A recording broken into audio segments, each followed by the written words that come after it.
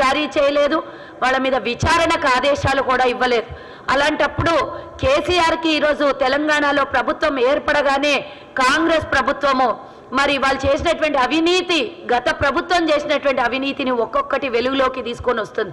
మరి 9.5 సంవత్సరాలు బీఆర్ఎస్ చేసినటువంటి అవినీతిని బయటికి తీస్తుంది. ఇదే బీజేపీ చూస్తూ చోద్యం చూస్తూ 10 ఏళ్ళు కాలయాపన చేసింది.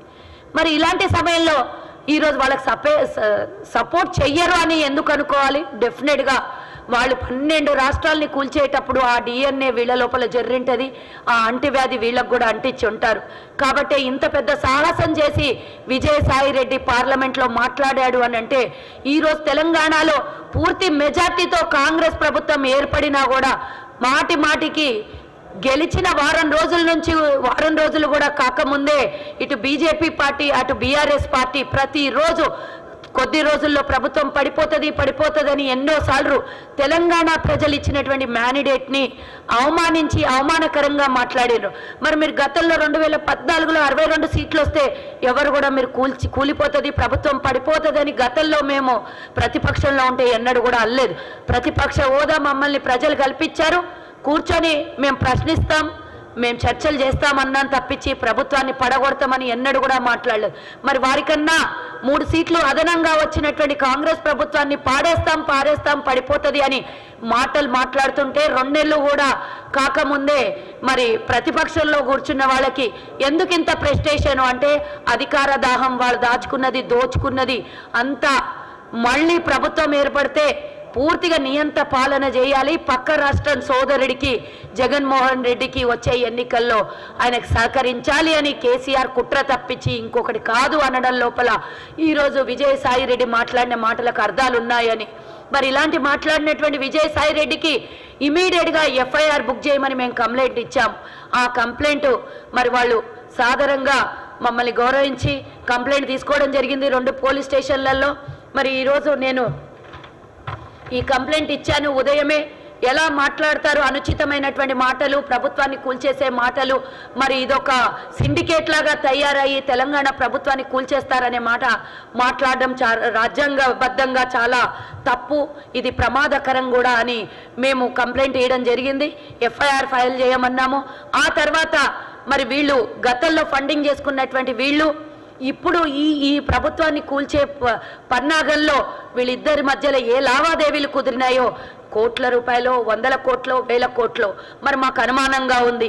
ఇంత పెద్ద కుట్ర పడ్డారు అంటే దీని వెనకాల ఆర్థిక లావాదేవీలు ఉంటాయి అనేది ఖచ్చితంగా మాకున్నటువంటి అనుమానాలు. కాబట్టి మేము ఎఫ్ఐఆర్ బుక్ అవ్వగానే మేము పార్టీ మొత్తం అందరము మరి రేపు పొద్దున దీని మీద సిబిఐ ఎంక్వైరీ వెయ్యాలని మేము అక్కడ కంప్లైంట్ కూడా చేయబోతున్నాము. ఆ తర్వాత ఈడీకి కూడా ఈ కేసుని మేము డెఫినెట్గా అక్కడ కంప్లైంట్ చేస్తామని కూడా తెలియజేస్తున్నా.